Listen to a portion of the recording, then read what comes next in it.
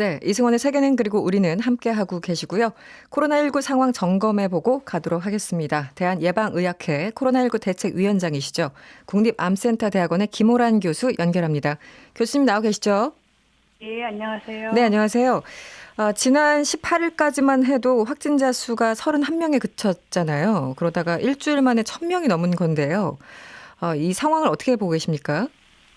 그렇죠. 굉장히 폭증한 건데요. 네네. 우리가 잘 알고 있다시피 이미 이제 대구 지역사회에서 유행이 있었던 걸 우리가 몰랐다가 네. 알게 되면서 검사를 엄청나게 많이 하니까 네. 환자가 많이 확인이 됐고 또 특히 이제 청도 대남병원처럼 네. 병원 감염된 이제 환자들이 한꺼번에 많이 나오면서 숫자가 지금 증가하고 있는 것으로 보입니다. 네. 관련해서 오늘 권영진 대구시장이 이런 얘기를 했습니다. 오전 9시 현재 질병관리본부가 공식 발표한 대구시의 확진자 수가 총 677명인데 대구시가 자체 확인한 바로는 확진자가 더 많다. 그러면서도 대구시는 질본의 공식 발표 수치를 따르기로 했기 때문에 대구시가 파악한 확진자 숫자는 말하지 못한다. 이렇게 얘기를 했어요. 이 발언은 어떻게 봐야 됩니까? 이제 각 지역사회에서 네. 확진자가 나타나면 확진자에 대해서 역학조사를 해서 기본적인 서식을 다 완료한 다음에 네. 질병관리본부에 신고하도록 되어 있습니다. 네. 그런데 이제 대구 같은 경우 확진자가 한꺼번에 너무 빨리 나오니까 네. 그런 기본적인 사항을 다 입력해서 질병관리본부에 보고하는 게 지금 늦어지고 있는 것 같습니다. 네. 그럼 어찌됐든 그럼 일단 우리는 공식적으로는 질본 발표를 믿어야 되는 그렇죠. 거잖아요. 예, 예. 그런 상황이군요. 교수님 그 문자가 하나 왔는데요. 김경태 님이 문자를 주셨어요. 이 확진자 수가 늘어나는 것도 문제지만 격리 해제되는 분들의 숫자가 많이 늘지 않는 것도 문제라고 생각된다. 격리 해제되는데 얼마 정도 시간이 걸리는 건가요? 이런 질문 주셨어요. 개인차가 좀 클 것 같긴 합니다만 답변을 주시겠어요?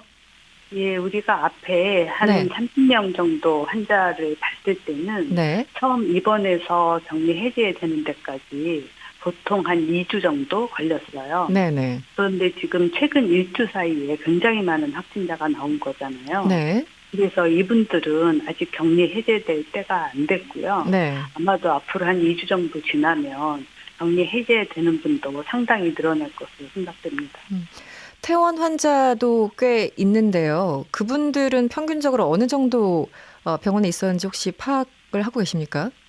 보통 한 2주 정도 치료를 받으시고요. 네네. 이제 뭐 증상이 아주 경미했던 분들은 네네. 한 일주나 열흘 정도만 지나도 특별한 치료 없이 네. 이제 검사만 계속하면서 기다리고 있는 분들도 계시고요. 네. 그렇지만 이제 폐렴이 좀 진행돼서 늦게 오셨던 분들은 폐렴 치료를 해야 되니까 네네. 3주 정도까지 치료를 받으시는 분들도 있습니다. 네.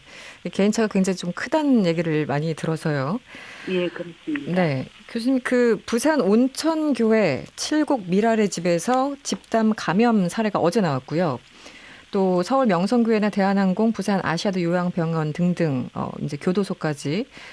그래서 아직 확진자가 많지는 않습니다만 워낙 집단적으로 대면 활동을 하시는 분들 그런 업계에서 일어난 일들인 거잖아요. 이 집단 전파 우려가 상당히 클 것 같은데 어떻습니까?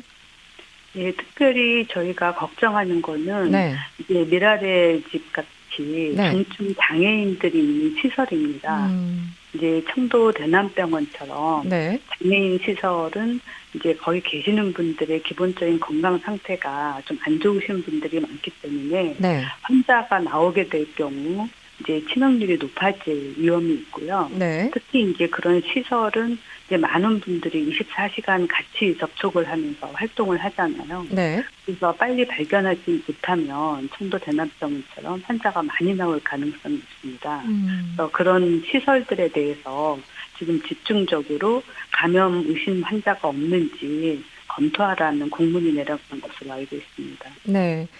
혹시 교수님께서는 제가 조금 전에 말씀드렸습니다만 뭐 교회 혹은 대한항공처럼 이렇게 사람들을 많이 만나는 그런 직업군들, 그 요양병원 여러 군데를 말씀드렸는데 특별히 예의주시하는 케이스가 있으십니까?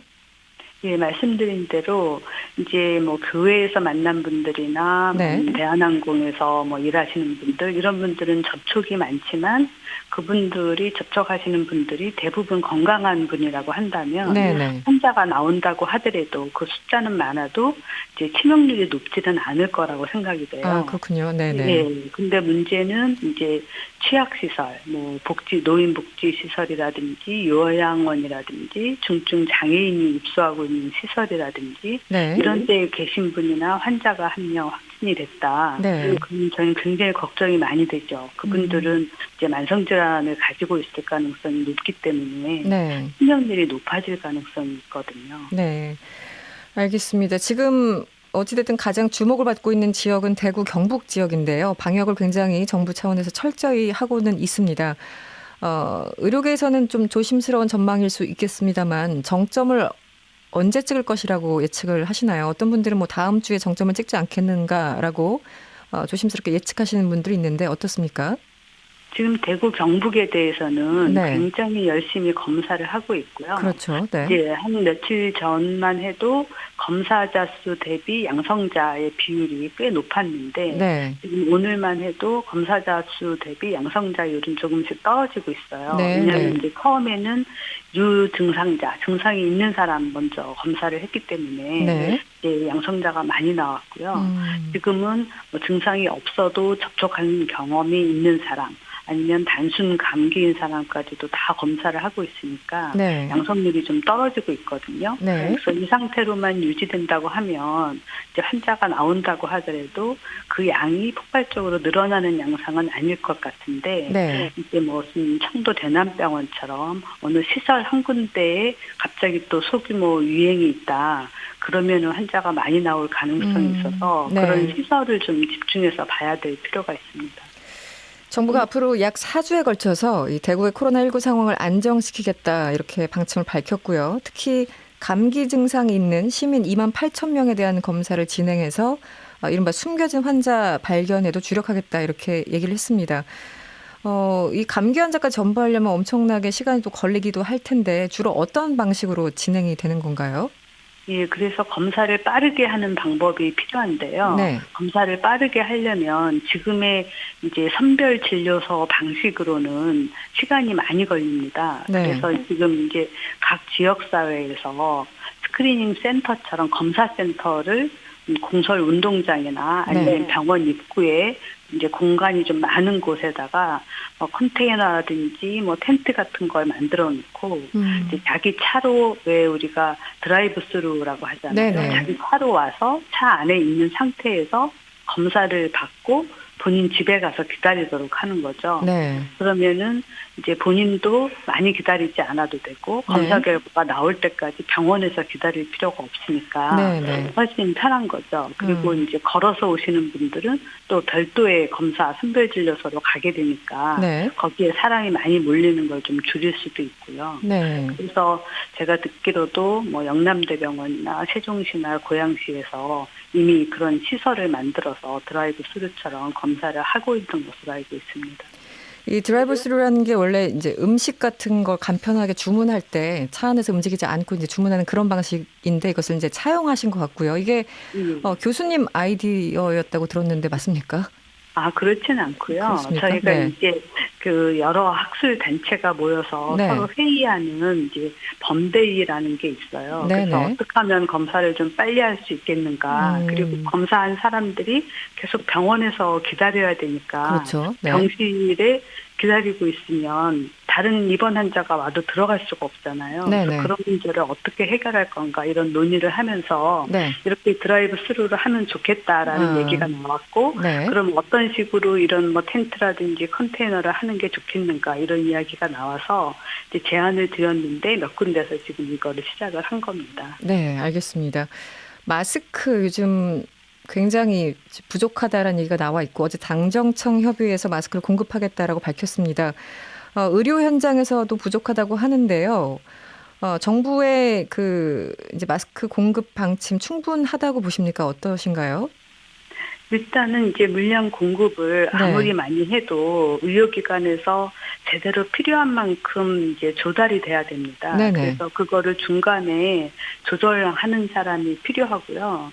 사실 저희가 이제 월요일 날 그 국회에 가서 자문을 할 때도 네. 이 마스크를 국가가 직접 사서 사람들한테 줄 수 없겠느냐 네네. 그런 제안을 드렸는데 굉장히 빠르게 그거를 당정청에서 의논을 하셔가지고 네. 국가가 직접 구매해서 주는 방식으로 네. 지금 만들어서 네. 다행인데요. 우리나라에서 이제 생산하는 분량의 반 이상을 다 이제 공적 영역에서 사서 지금 이제 사람들한테 살 수 있게 해준다는 거잖아요. 네네. 아무리 많이 의료기관에 준다고 해도 어떤 의료기관은 부족하고 어떤 의료기관은 남을 수가 있는 그렇죠. 거거든요. 네네. 예, 그래서 그런 부분들이 잘 조정이 된다면 숫자 자체는 부족하지 않을 것 같습니다. 네. 마스크 관련해서 청취자분들 질문이 오고 있는데요. 3820번님이 마스크 저는 몇 번씩 재활용하고 있는데요. 그래도 괜찮죠? 이렇게 질문 주셨어요. 교수님 답변 좀 네, 부탁드립니다. 사람마다 네. 다를 것 같아요. 네. 저도 주머니에 넣어놓고 이틀, 3일씩 쓸 때도 있는데요. 네. 별로 많이 노출되지 않았고 오염되지 않았다면 네. 뭐 본인 거를 본인이 쓰는 거는 큰 문제가 없을 것 같아요. 네. 이제 본인이 굉장히 사람이 많은 곳에 가서 오랫동안 써서 마스크가 축축해질 정도로 썼다. 네, 그러면 네. 이제 계속 쓰는 것이 좀 걱정스러울 수 있겠지만 네. 잠깐 썼다라고 한다면 굳이 하루 지났으니까 버려야 된다. 그럴 필요는 없을 것 같아요. 알겠습니다. 오늘 말씀은 여기까지 듣겠습니다. 지금까지 대한예방의학회 코로나19 대책위원장을 맡고 있는 김호란 교수였습니다. 오늘 감사합니다. 예, 감사합니다.